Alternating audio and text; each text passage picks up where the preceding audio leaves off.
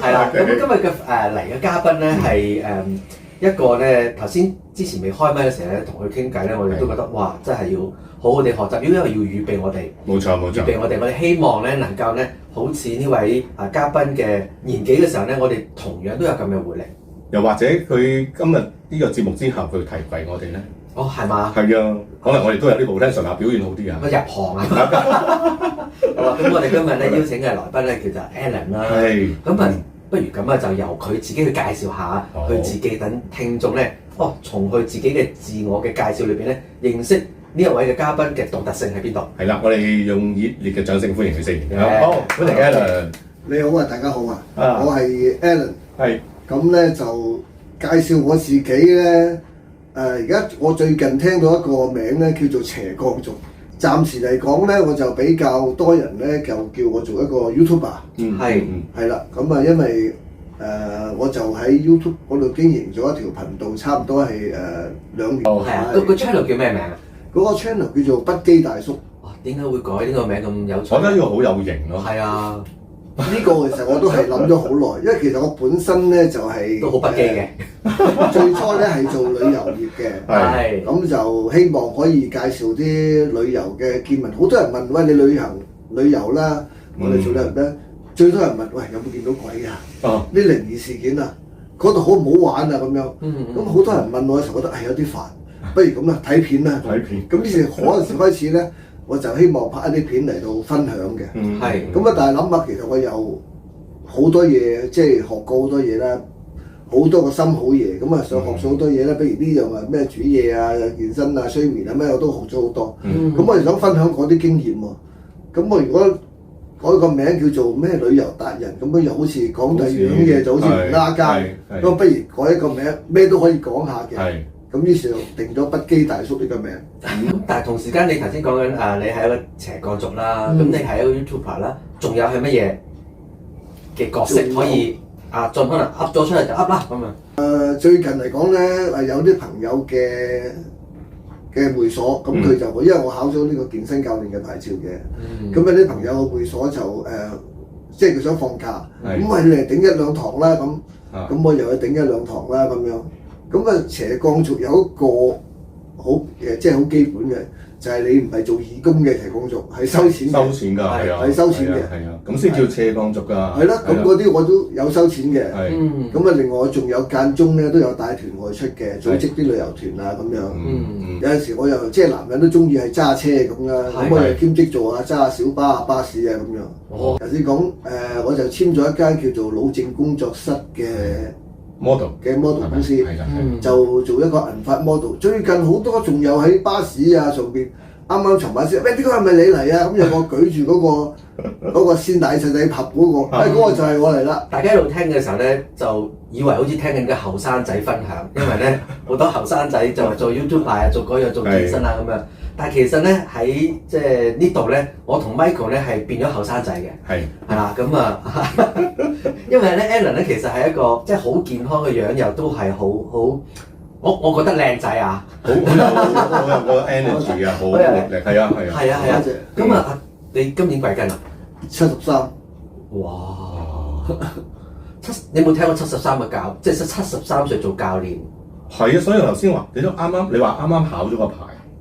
都唔係考咗，啱啱就都考咗疫情嘅期間嘅事嚟㗎。哇！咁我想問咧，你係咪由細到大咧，其實都係一個即係好好奇寶寶，又好中意試新嘢，坐唔定？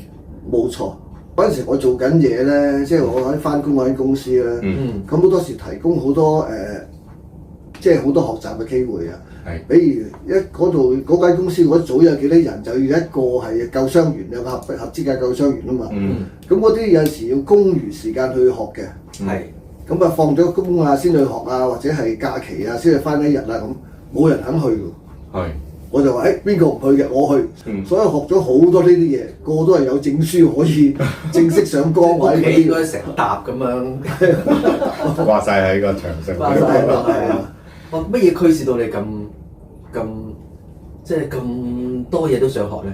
跟住其實時間你學唔學都係咁樣過去㗎啦。你就咁坐喺度，啲時間就咁樣過去。你走去學多啲嘢時間就係咁樣過去。咁我仲有一樣嘢咧，我識咗個朋友咧，佢同我講最近，因為我幫一個另外一個 YouTuber 叫一言驚醒夢中人嘅 Ken 哥，我幫佢做片啊嘛。咁佢就話你學咗咁多嘢可以教人啦，點解佢好佩服我，講得好佩服我，搞到我飄飄然。咁我就覺得，咦，原來你好中意一樣嘢，繼續去深化嘅時候咧，佢會變成你一種知識。咁呢種知識咧，再繼續落去咧，就可能變成藝術㗎咯喎。咁我想問下咧，喺你退休前同埋退休之後咧，有咩分別啊？多咗時間學嘢咯，其實真係冇乜時間諗呢個問題。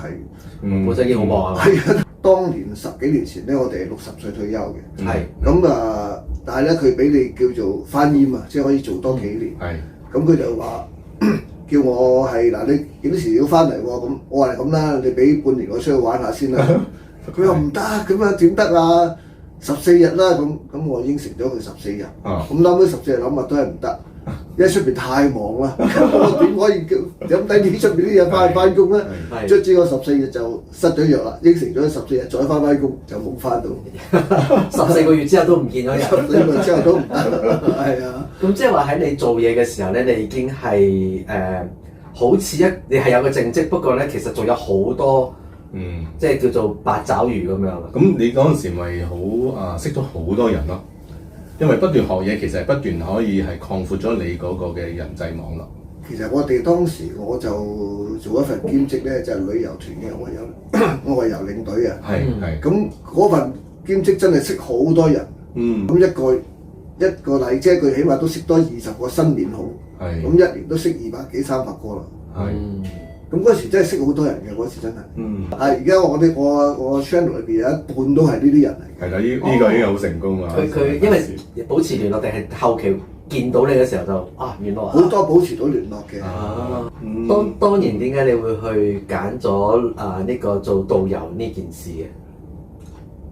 哇！呢個又好長篇嘅故事，因為我哋當年後生嘅時候咧，出門旅遊唔係一件咁簡單嘅事嚟嘅。我記得我第一次出門旅遊係喺啟德機場。咁喺啟德機場咧，好多人送機嘅喎。去邊度啊？原來去東南亞啫喎。去咩菲律賓啊？去成嘅旅行咧，竟然有人送機嘅喎。巴閉嘅。著得好靚去送機㗎。係啊。嗰時而家真係講翻起身係好似前世今生咁嘅事嚟㗎。我細個都係咁咯。係啊，好開心去送機啊！哇，好啊，接機都好大件事嘅。當時就經濟環境唔係今日咁好，咁我嗰時出門最簡單就係航海啦。咁我又喺航海學校讀過。到喺航海學校出嚟嘅時候，已經出邊已經去旅行已經唔係一件咁難嘅事啦。想坐飛機嘛，咪考入呢個HAECO 啊，叫做咩香港飛機工程公司。考入去做，1年有10張機票俾你。當年啦，而家我唔知啦。就係一折嘅。咁你每年有10張，但係咧全部唔係話你訂就得嘅喎。係要訂咗之後，你入咗個 waiting list 啊。到時咧你到時你忽然間嗰個機枯咗咧，你又彈翻出嚟。咁我喺嗰度做，咁我彈翻出嚟請咗假冇問題嘅。咁但係比如我同埋親友去咧，咁就好大鑊啦嘛，係咪先？咁後尾卒之又冇去到做啦。佢請咗我㗎，但係我冇去到做。我記得嗰日啱啱佢請嗰日入職嗰日係4月1號。咁於是就玩咗個愚人節啦。最尾就揾到呢個。最尾就入咗導遊呢行啦。咁第一次帶隊嘅感覺點？嗨到好過，反而唔係緊張喎。有好多人就入，哇！第一日要帶團好緊張啊，但係你用開心嚟形容你自己。係咧，開心。我而家成日同啲年青人講，我都話你要揾到份工你中意做嘅，你做得開心嘅，咁你自然會做得好。做得好咧，錢就會嚟。係啊。我聽落開心係因為你中意接觸人。中意接受唔同嘅挑戰咯，有人同人互動咁樣，係啦，呢個互動呢個詞啱我心水啊！成架車喺度6個鐘頭，由我話事，係啊你我都同你傾，又同你傾，係啦，我的舞台咁樣，呢個舞台，成架車喺度，哇！你全部入晒我去摸住。咁喺呢個旅遊嘅即係領隊嘅呢咁多年裏邊咧造就到你一個點樣嘅，即係對你嚟講有啲咩嘅即係益處，又或者帶俾你有啲咩嘅成長？其實做一個領隊咧，最緊要係唔係話去旅遊，去邊度旅遊，係沿途好多困難，你一件一件解決咗佢。係，因為嗰啲困難咧係有啲你係想像唔到嘅，發生啲事啊！咦，原來係咁樣出咗事，咁你要點樣去拆咧？咁拆過之後咧，嗰種開心咧，其實係比你去玩嗰種開心仲好嘅。退休之後，咁退休之後60歲啦，咁就冇人會請你做全職㗎啦。咁但係咧我哋有一種叫做全 free， 即係叫做 anytime 嘅。咁我報掛咗個名嗰陣時咧，隨時 call 你就走嘅。